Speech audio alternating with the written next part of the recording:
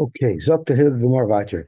Today is the ninth day of Kislev, which is the ninth month of the year, and the Slonim Rebbe brought down from a Kabbalah Sefer that the ninth hour of the ninth day of the ninth month of the year, which will be today, let's say around 8, 9, 10, 11, 12, 1, 2, 3, 4, around 4 in the afternoon today. Actually, no, Chasmania. So probably like between 2 and 3 in the afternoon today is a time of Shefa. The Shefa, I think, is his Lashon. It's a big time of Shefa Toif. I'm not sure what's the meaning behind it, but that's what the Slavic Rebbe said. Today is also a big Lubavitcher yahrzeit. It's the yahrzeit of the Mittler Rebbe of Doiber Schneerson, and it's also the yahrzeit of Moshe Shapiro, who was a son of a Pinchas from Koretz, who was the first person who printed a Shas. He developed the Slavita Shas. Okay, so we are learning about a Talmud Chacham, who, like Rabbi Yirmiyah, Rabbi Yirmiyah Be'abba, who signed as an aide on a shover, and when the woman who was the woman who was mentioned in the shover as having already received her ksuba, she denied that it was her. And Rabbi Yirmiyah at first didn't recognize that she was a woman because she aged. So the Gemara says, even though he at first retracted his eidos, the fact that he was corrected and told he just didn't recognize this woman who aged, since he's a tzuver merabonon, it's lav urcha umeidach. He doesn't check out women so much, and therefore it is possible that he was originally mistaken when he claimed that it was the wrong woman. But on the flip side, the Gemara brought that if a tzuver merabonon claims to have,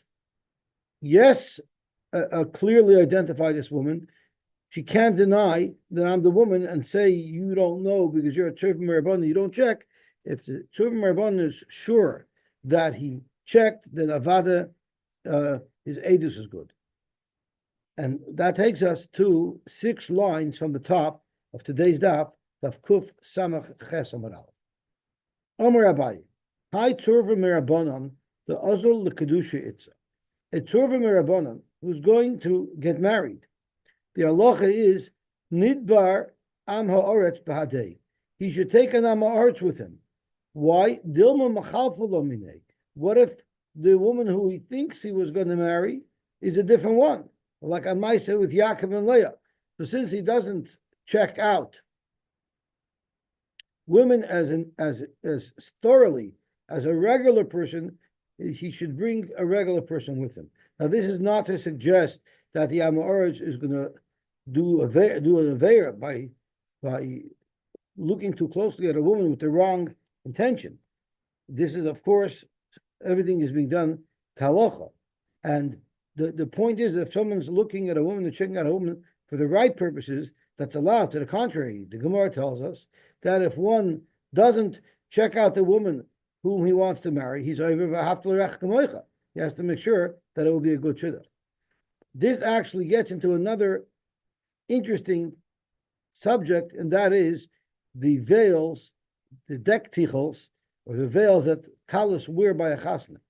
Many have a minute to wear a veil that's completely opaque. You cannot see through it at all. And the shaila is, the Eideh Kedushin cannot identify that this is the woman who's being Mekodeshes. So there's a shiloh.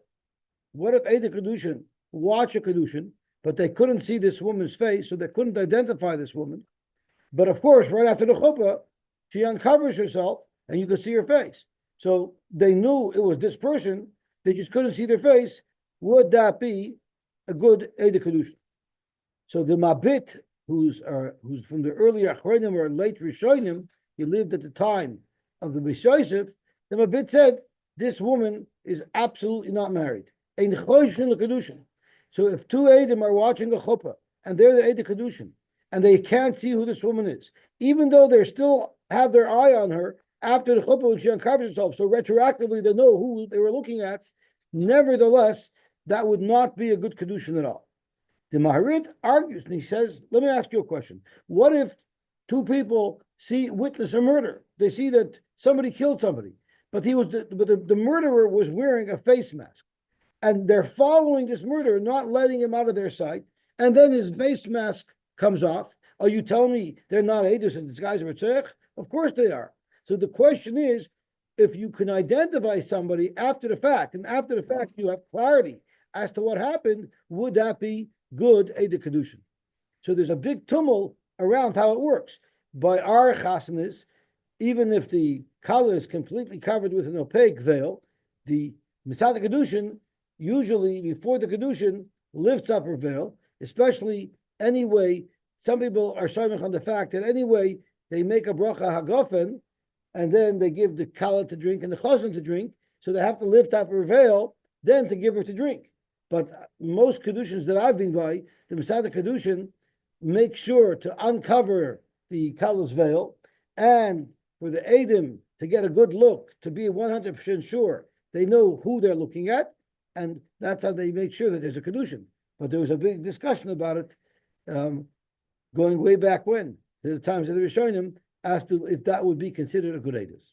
What if they don't, just for future reference, because if they even don't know the color. No, it's not for, it's for right now.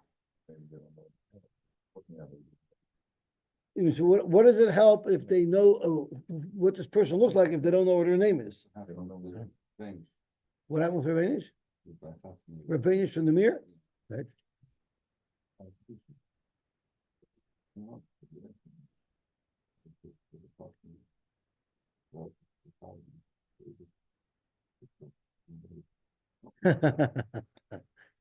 Well, I didn't know if it's a humor.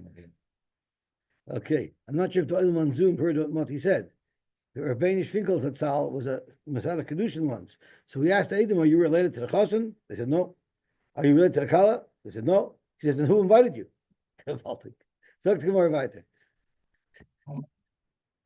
Okay, that's like my story where the Baal Simcha gets up by the wedding and he announces, everybody who's here from the Chassan side, go on this side of the room, we need for pictures, and everyone on the Kala side goes to this side of the room. So everyone splits up, and then he says, you can all leave now, this is a bar mitzvah.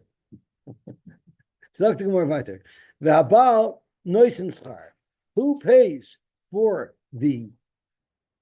both the get as well as the shoiver? The husband does. My time. What's the reason why the husband has to pay for the get? You amakra v'kosav v'nosav. This sounds very much like it's a daraisa. We learn it out of the pasuk.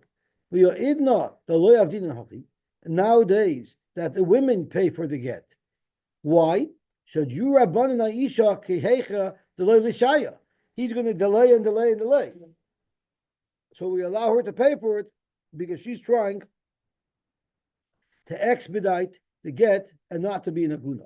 So there's a little bit of a shaila how this works. If in fact there is a dairaisa that says that the get has to be paid for by the man, so how could it be kosher? So there are those Rishonim who learn it's going with Teres Hefker Bez and Hefker. They could, and they also through Hefker Bez and Hefker, not only can they take money away from somebody, but they can give money to somebody. That's one shot. And the other shot is V'chosav Nasan is more like an esmachta. It's not to say that the get will not be kosher if she doesn't pay for it. If he doesn't pay for it. Zok the Heilige Gemara weiter. Koisvin shtar leloiva apapi she'ein malva imay.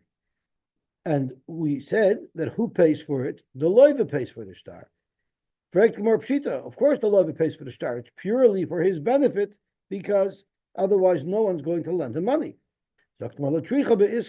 What if it was an iska? An iska is yes, a loiva is taking money, but he's going to be investing that money, and 50% of the profit is going to be going to the malva. That's not only beneficial to the loiva, that's very beneficial to the malva as well. So you might think that over there, the malva would have to pay for the shtar, kamash malon, that even there, it's the loiva who pays for the shtar. Once again, pshita, it's the moicher who's trying to sell. I'm sorry, it's the lekeach who pays for the shtar, the Mishnah tells us, because the lekeach needs proof, in fact, that this is his property. So the shtar is purely for his benefit. You have someone who has a really bad field and he's trying to unload it, and he's very nervous that he won't be able to unload it. Over there, the shtar is to benefit him as well, because he's got to unload this. He's got to make this. He's got to make this sale work.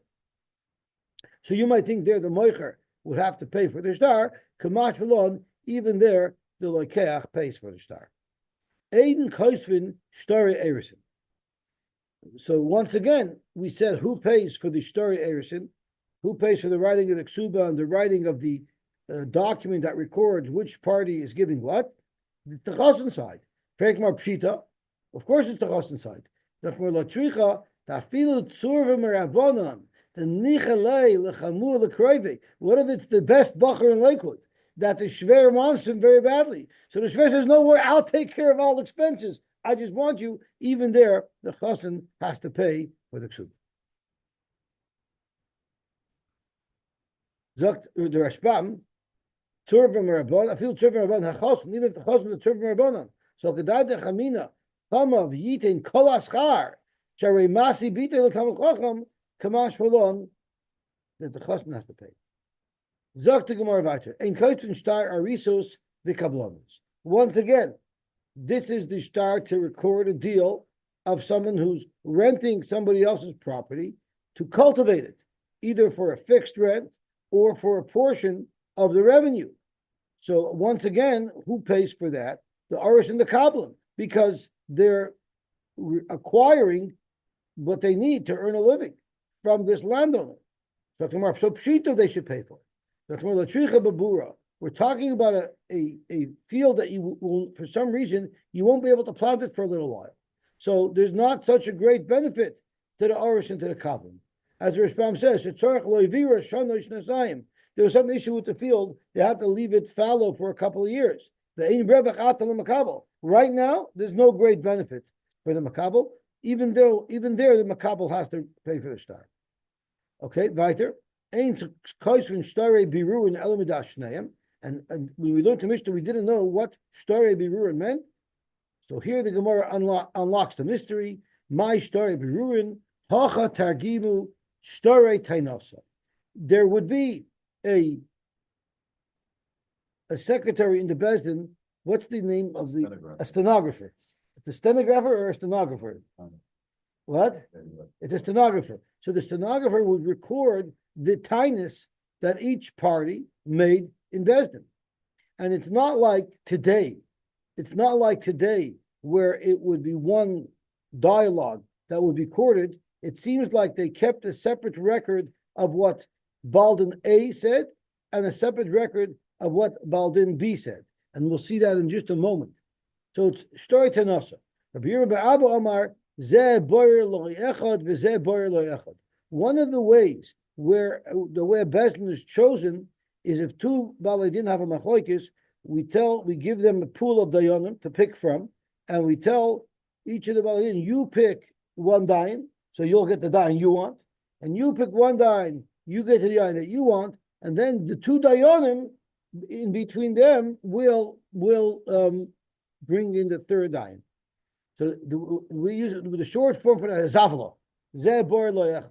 So that is one of the ways of Bezdin.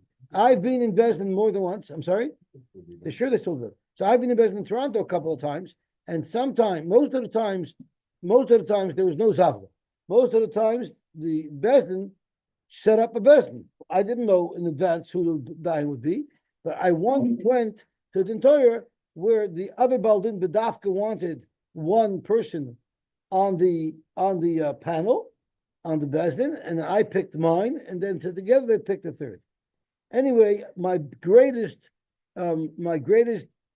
advocate in that particular Torah was the Dayan who the other guy picked, because the other guy didn't have a leg to stand on. Okay, Zok to Gemara weiter. Reb Shimon ben Gamliel Omer l'shneim koisvim shnayim. You write two stories. L'zeh b'atzim v'l'zeh b'atzim. When you're writing the story berurin, each one of the Balei Din gets their own copy. Break the Gemara. What is the machlokes here as to whether or not there's going to be two copies of this dialogue recorded, or if there will only be one copy of this dialogue reported. If you think about it, we only really need one record of court. But one Baldin is saying, I want my own record. But you don't really need it. So could we force the Baldin who wants his own record to agree that there should only be one record? Because what do you gain by having a second record? So therefore the question is, do you force the fellow who wants his own copy to agree that they shouldn't have to write up both copies, they should only have to write up one copy? So the Midas Daim, the bad guy is demanding that there should be two copies written. The Mar Sover Kaifin, one man that holds Kaifin, who Mar Sover and the Shimon ben Gamliel, who allows one Baldin to force the writing of two separate records, holds Ein Kaifin. Let's see the response. Lema the Kaifin al Midas Daim Kamifin. Midas Daim is as follows: Kiditnan Ha'omer Shali Shali and Shalach Shalach Zumi the Beinis v'Yeshayim Zu Midas Daim. So Lema Tanakama Sovar Shneim Noisnim Schar. They're both chipping in towards this stenographer's pay. The Noisnim Shtar Echad Ben Shneim, and the stenographer produces one star that they share. V'im Yomer Echad Mehen Lo Etin Aschar. I don't want to pay unless Ki Ani Chafet Sheyehei Li Shtar Echad Levadi Ulecha Shtar Achar. I want to have two separate copies. V'yia Shali Shali v'Shalach Shalach. So that's where it connects to the Mishnah. Shali Shali v'Shalach Shalach. There, Kaifin Oisai v'Oisin Echad. You force that Baldin to agree to have one common record. Kimash Omar Midas Daim, demanding a separate. You don't gain anything from a second copy, and therefore it's Midas Daim. From Shimon ben Gamliel, Sofer ain't Kaifin on Midas Daim, and therefore he could demand two. So that was the Havmina of the Gemara that the Machlokes is. Zok Gemara, no, the Chula Alma Kaifin. Everybody else Kaifin al Midas Daim. So if that's the case, why would Rab Shimon ben Gamliel allow one of the Baladin to insist that they pay for a second set of records, a second transcript? It's not Midas Daim at all. He has a very valid taina why he would want a separate record. The Amr Lei, because the Baldin will say, I don't want in one document to have your arguments and my arguments, and then you'll have access to a record of my arguments. You know why? The Damas Aloi ki Ari Arba. I look at you like you're a stalking lion. And by having my tinus in front of you, you'll be able to constantly come up with different reasons to refute my tinus and to bother me. And I don't want that. So therefore, I don't want you to have my tinus. You'll print two documents, one with your tinus for you, one with my tinus for me. But they'll have his with him too. I'm sorry? But But usually, in everything there could always be one guy who's more aggressive and one guy who's not. So let's make sure that I got this right. Zok the Gemara, Zok the Mishnah, Zok the Mishnah, Zok the Rishpam, Umushanina, the first line in the intermediate lines. It's a very valid request. One Baldin could lose a lot if the other Baldin will have all of his tinus. I don't want my arguments to be by your arguments. The dumbest alai, every time you review the arguments, the written arguments that you see there in the transcript, you'll come hakmi with your narish tainus that are written in there. The sham tira tainus, you'll also see my tainus there, and that's going to cause navay the meriva. You're an aggressive, confrontational type of person. So if you have the record in front of you, you're constantly going to hack me a chime. So you take your record, I'll take my record, and then I want you to have mine. So that's how they must have separated the arguments. Okay. It wasn't just one dialogue. He's forcing him. That's right. I guess it's a lot of money. They didn't just throw it into a photocopy He's forcing the stenographer to do double work. That's right. That's right. Not like taking one. Yeah, They're and both the same. so I heard a very nice word from Chaim Tzvi. I forgot who he told it over to me from. I thought it was a Satmar Rebbe, but then he told me it wasn't. So the Mishnah says, Haimer Shali Shali and Shalach Shalach Zumi de Beinis. And then V'yesh Haimim Zumi de Sedaim. Isn't it a little bit mikotza or lakotza? One man said it's bad, and one man said it's very bad. Okay, but one man says that's a normal behavior, and the other one says it's mitzvah. It's a little bit radical. So Chaim Tzvi only very cute.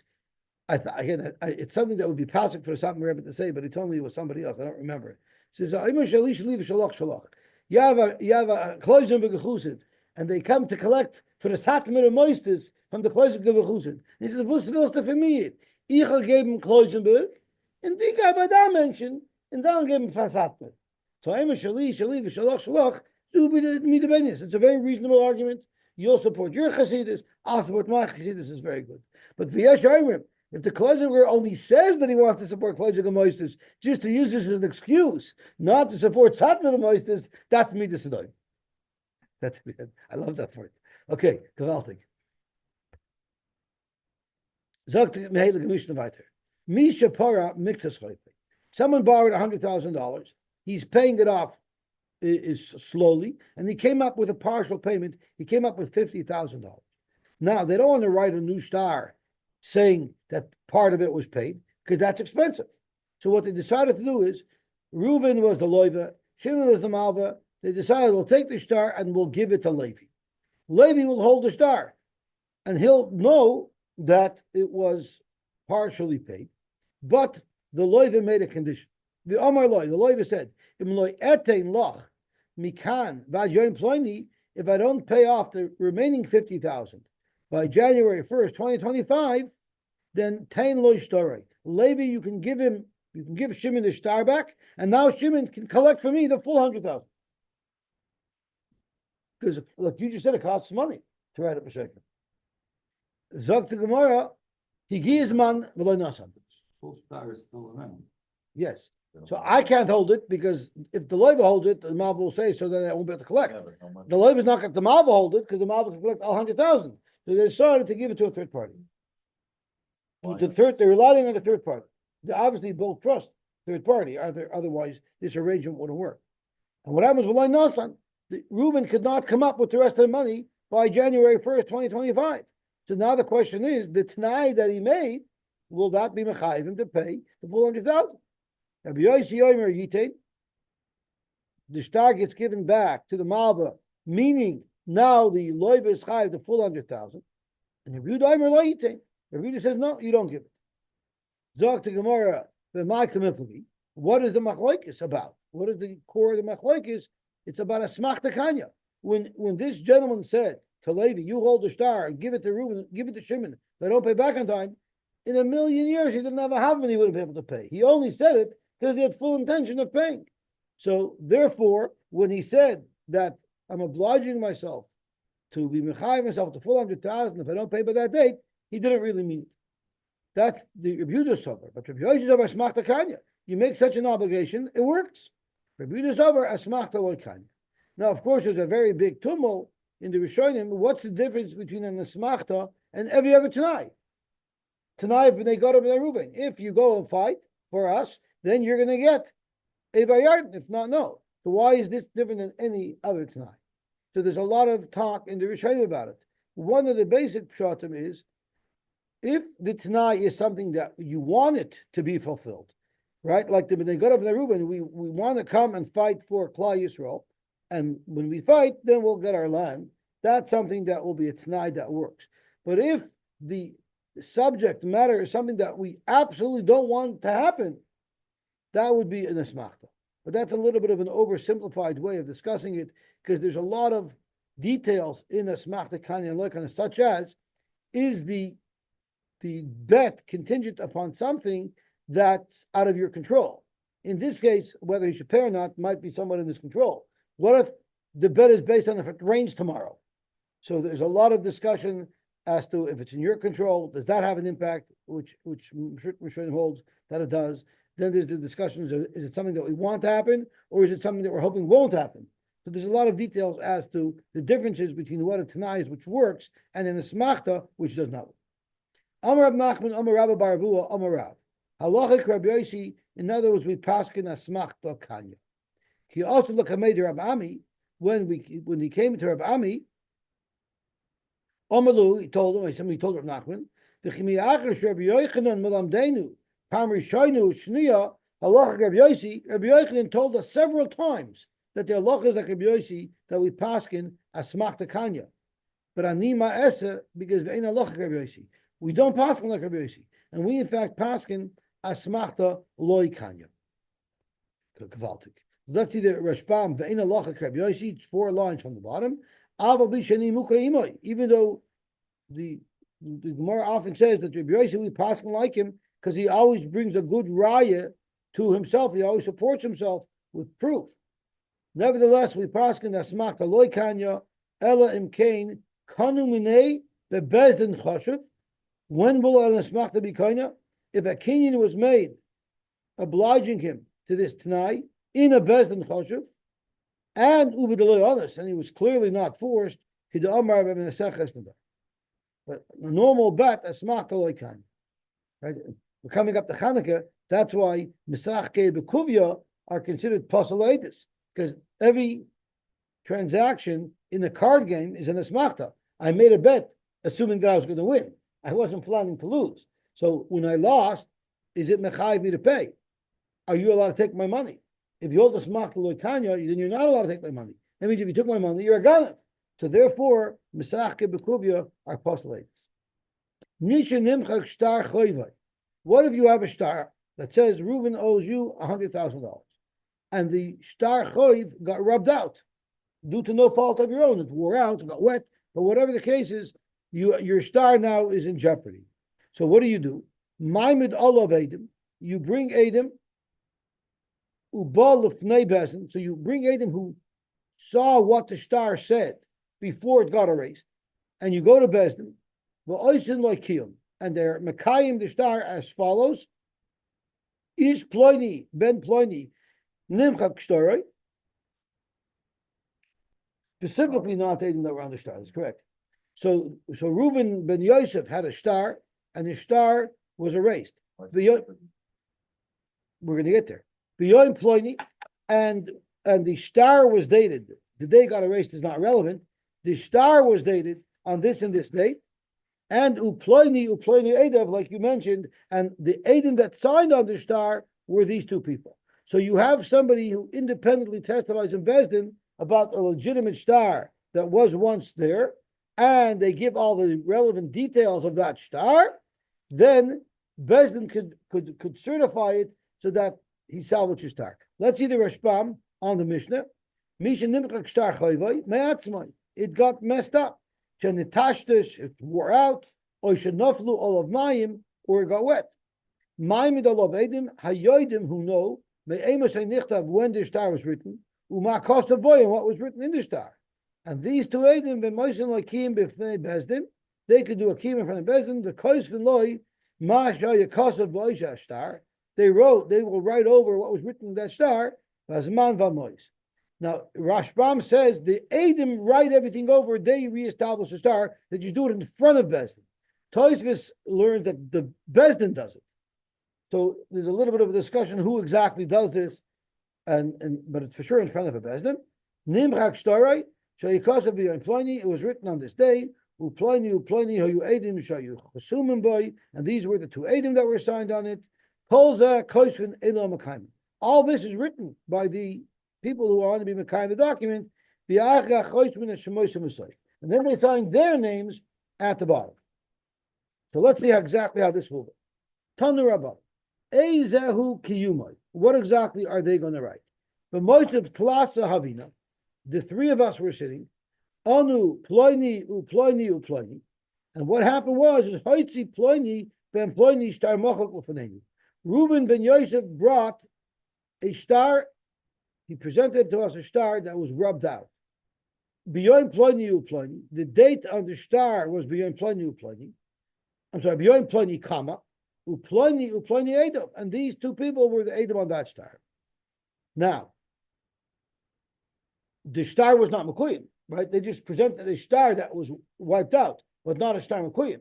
So therefore, Zokta Brisa, the Mkosav boy, if they also write in their receipt, who's kaknu leidus and shaledus. We actually interviewed the original Edom that signed on the star, v'nimtus edusa mechuvenes, and they confirmed and they corroborated that this was true.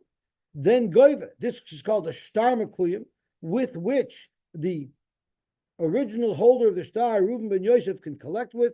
Ve'enei tzorich lavi raya. He doesn't have to bring any other rayas. V'im lav tzorich lavi raya. Let's see the Rashba. Im kosovoy huskaknu, which is the third line on the top of the Rashbam. She'amdu elu bezdin and makaimin. This bezdin that was being makayim the star, the chakru edim achasumen boy, and they analyzed the edim that were signed originally on the star, lahoydach samosam, to testify that it is in fact with their signature, which is kiyum. V'nim tu divrei mechavanim, then goiva mizman risha nakosav b'star. This star becomes valid from its original date. No other raya is required. But vimla, if they're not able to be mekayim the star, tzorich lavi raya acheres al azman v'al schum hamois al kol ma shoyakosav b'star. If they cannot get the original Edom to testify, to certify that everything is correct, then this Baldin would have to bring more rayas. The next halach is nikra. What if the star was torn? Puzzle, niskareya kosher. So we have to get down to what nikra means. Someone ripped it. Niskare means it got torn by mistake. It will be kosher. We're going to have to get down to the details of exactly how you can tell and what the impact is. Nimchak oinitashtis. What if it was rubbed out, or rubbed out either because of vibration, because of water? In Rishumai Nikr, if you could still make out, however lightly, but you could make out the words, kosher, period. Hechidami Nikra, Hechidami Niskar. What would be an example of Nikra and what would be an example of Niskar? Amar Yudah, Nikra is a crash of best. It's clear that Bezin tore it, meaning it's trying to invalidate the star. Niskara, if it got torn, it's a crash of Bezin, and that wouldn't invalidate the star. Hechidami crash of Bezin. So what's an example of a crash of Bezin? So the Gemara comes up with two separate but both true ways of a bezin to destroy a star. If there's a cut by Makam Edim and Makam Azman, Makam Tarif, that's a clear sign that bezin was trying to invalidate the star. Take the whole point. Abai Omar Shesivar. As long as you make two cuts that are perpendicular to each other, that would also be that's possible. Oh, they a whole bunch to get. Oh, Zak Gemara, Hanu Arvoi. This is a very interesting story. There were these Arab marauders that would steal people's land from them. They're Ishmaelim, and it says the Osman Pumbedisa. They came to Pumbedisa. Davaka Ansi Arata de Inchi. They would steal land, and the Rishbam would explain. Since they were tough people, Koifin Baleim, they would force the owner of property to give over their deed. They would force people, not only would they chase you off your land, they would force you to give them your deed. So now you can't even go back to Besdin if we end up establishing a proper law and order, you can't even go back and reclaim your property because you've surrendered your deed. Well, even nowadays, people's houses are being stolen because deeds have been manipulated. So this is an old issue. That's right. So what they did is the owners of these properties, as soon as these people came to town, so a group of owners who were afraid that they would become future victims, they were trying to fraud-proof themselves. So what did they do? They came to Abai and they asked him, Amalei lichsi mar story. How about we'll show you our deeds? Write for us a duplicate deed.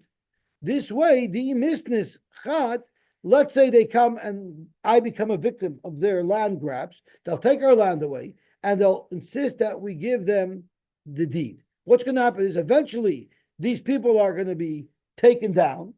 And now we're going to have to sort out who these properties belong to. I want to have proof that I bought the property originally 20 years ago. So I need to have a copy of my deed. So Zog to Gemara, the Mistas Chad, Nektinon Chad Biyadon will at least have another deed that we could use to retrieve our properties and not allow the person who sold them to us to come and be ma'ar and say, I never sold it to you. I'm sorry? That's right. So Amar Lahu, Abai said, I really, really wish that I could help you, but I can't help you. Ma'avidhu, what can I do? The Amar Absafra, Ein Koitzvin Shnei Shtaris al Sadachas. You're never allowed to have in existence two shtaris that testify about the same sale of a property. Dil Matarif, the other tarif. What could happen? Imagine I buy a property and I have two shtaris. And what happens is the balchoiv of the person who I bought the property from takes away my property. So now I have a right to seize the property from anybody who purchased a property from the same moicher after me, right? So I go to another lokech and I say, you bought the property after I bought my property, means I have rights to your property. So they'll say, okay, fine, but give me your deed.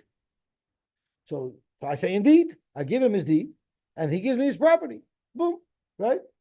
But I'm still holding on to a second deed. What stops me now from going to another lokech and doing that again?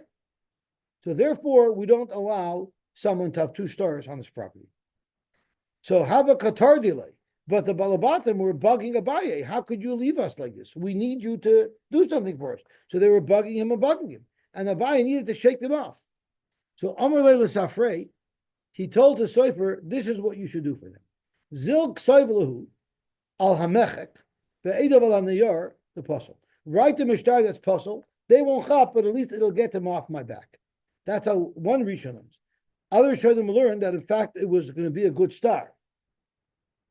So we learned a couple of days ago that if you write a star on Mechek, meaning it was once erased, and the Edim's signature is on clean paper, it's possible. Why?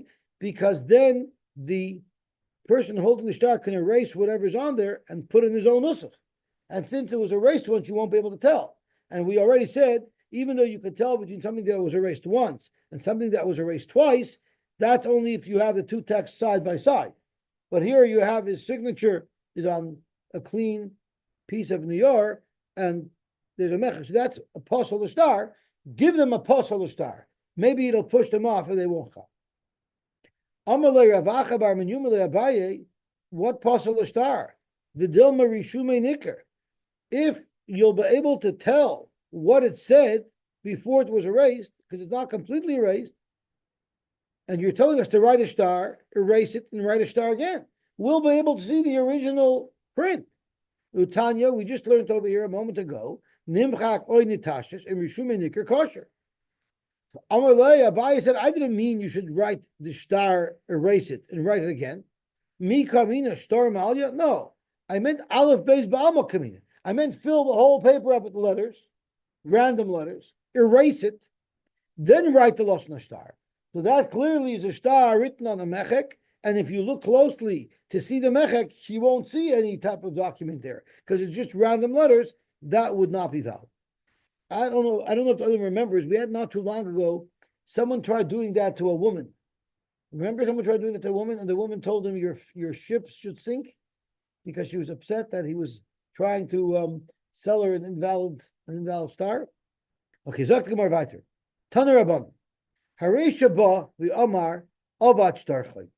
Someone comes to Bezin and says, I lost my shtar chayv. Help. I'm in jeopardy of losing this loan.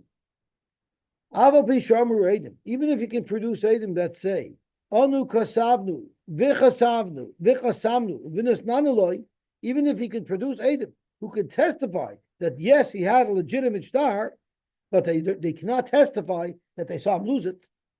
Ein koshel is a star. So even though you know the star that he claims that he lost was legitimate, you will not write over the star. Okay. However, Dr. Gemara, that was if it was a star that was recording a loan. But if it's a star that's recording the sale of a property, you will write it. except achrayis, meaning you will not be able to seize any property from lekuchos. And this will be a big sugya as to why. Rab Shimon ben Gamliel Omer, Av Shtore Mekach Memkar Ein Kaisvin. Even Shtore Mekach Memkar, you cannot write. Even Shaloi Bachrayis, you can't write it. Why? V'chein Hoyer Rab Shimon ben Gamliel Omer, Hanoisen Matana L'Chaveir V'Hichsa Lo Yisashtar. What if you give me a matana and you give it to me with a star, right? So I'm calling you your property with a kinyan star, and I give the star back to you, but we didn't make an official kinyan. I just handed the star back to you. The star, so therefore, if a guy claims that he lost his star, even though we know that he once had a star, we can't write him a new star. You know why? Because maybe he gave the star back. That's why he doesn't have it anymore. And in fact, the property is not his anymore. So therefore, Rabbi Shimon ben Gamliel says you're not allowed to write a duplicate star matana. No, giving the star back wouldn't have an impact anyway. So therefore, there's no harm in giving someone a replacement star. Okay, let's see what the problem is with the star hava of writing it over. So the Rashbam says,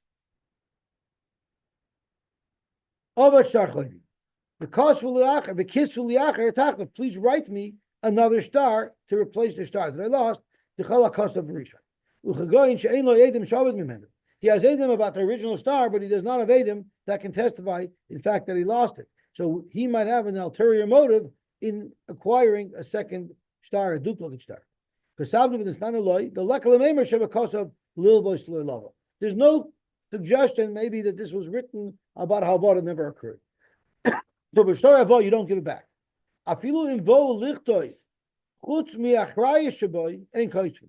Even if they're writing the star that he could only collect only from the loiva, and he could not collect from properties that the loiva sold, you still won't give him a duplicate star. Why? The also the mitzvah of beim ibnei chari. He might collect wrongfully from the loiva. The shem maybe he never lost the first star, and now he's just going to collect twice. Therefore, we won't do this for him. Or even if he did lose a star, and he's not lying, maybe he'll find the star that he lost, and he'll have two stars, and he will collect twice. There we're not concerned. If they said that we wrote the star that recorded the mechira of this property, then they will write him another star so he can establish ownership of his property. Why? Since it is a fact that this Reuben does own this property, and he's afraid, Reuben's afraid that the property that he bought, the sale will be forgotten, and then the seller's family will come and be ma'ar and try to take the property back from him wrongfully. Therefore, is you write him a star mekach so that the family of the moicher will not be able to wrongfully take the property away from him. This star, the kazvenui that we wrote, the loyla migvibei loyim mishtavdi loyim bechari. This star is only to establish Reuben's ownership of the property. He cannot collect anything due to him holding this star. Okay? Dr. Rashbam weiter. This opens up a whole new sugya. He holds merely handing over the star will create the kinyan. And we're concerned.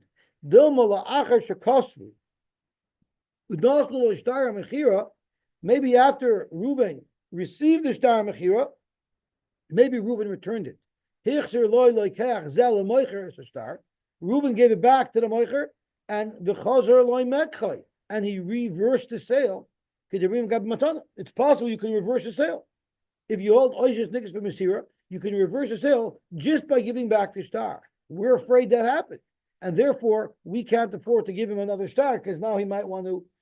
He might have changed his mind about giving it back. But the Tanakama holds matanosai kayemes.